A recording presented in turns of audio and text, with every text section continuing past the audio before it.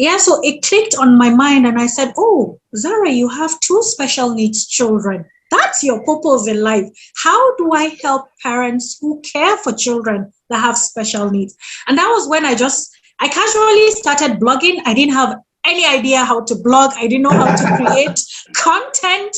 I didn't know nothing, but I just started somewhere. I posted some few pictures. I wrote some few captions with some stories. And then people started coming to my DM. I have a special needs child. I have no idea what I'm doing. I need your help. And that was how it started. And then I was able to build my support community.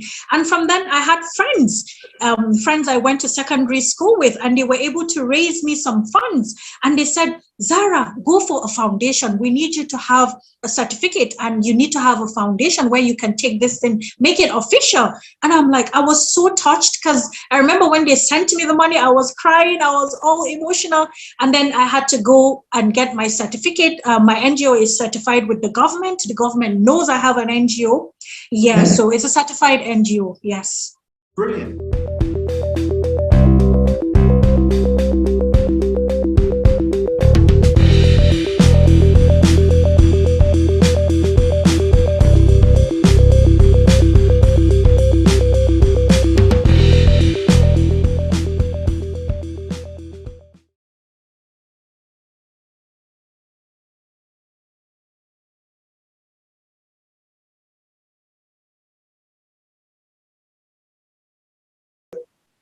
And you run an NGO, yes? And this NGO has some interest in mental health issues. Yes, we do. Yes, we do. That's the main basis because, like I said, my interest is on the parents who care for special needs children.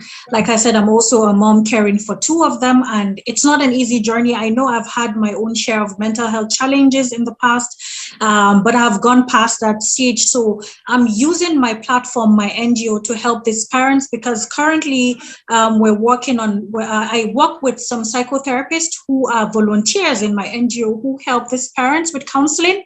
Yeah, so basically that's what we do. And I recently also got my certificate as a lay counselor. I intend to move forward from a lay counselor.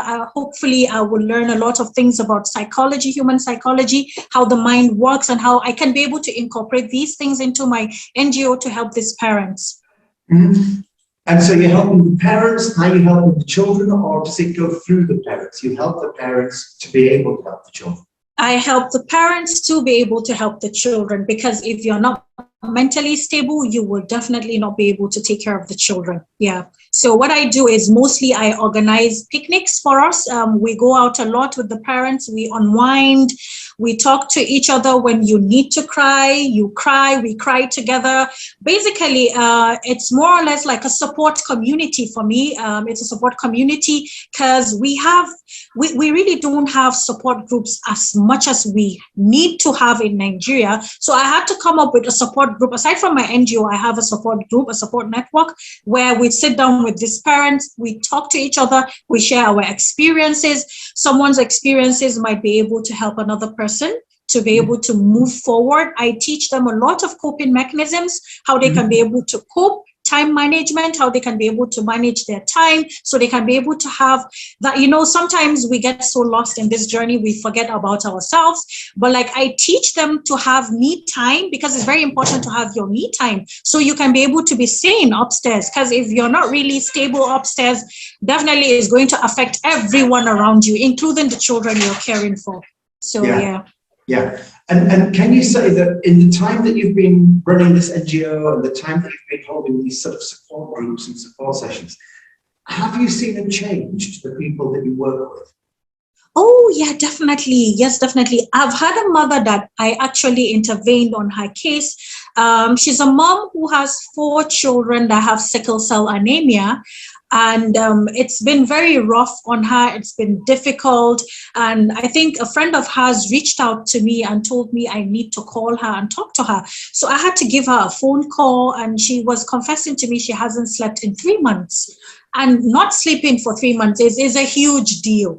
So I had to break her one way or the other because I needed her to cry, because crying is part of healing. So I needed her to cry. So I let her cry. She cried for a long time.